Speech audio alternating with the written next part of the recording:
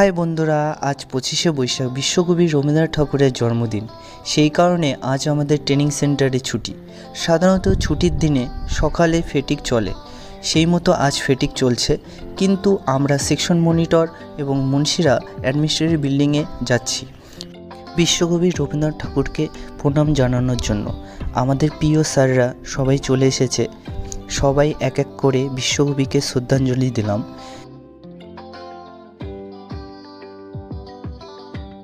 বাইরে এসে সব মনিটর এবং মুন্সিরা কিছু গ্রুপ ফটো নিলাম। এদিকে এসে দেখি আমাদের বাকি বন্ধুরা ফেটিক করছে। এরপরে গেলাম আমাদের খাবার মেসে, সেখানে আমাদের আরেক মনিটর শান্তনু আর আমাদের মেস ম্যানেজার কার্তিক ডিউটি করছে। তাদের সঙ্গে কথা বলে চললাম রুমে। দেখা হচ্ছে নেক্সট ভিডিওতে। জয় হিন্দ।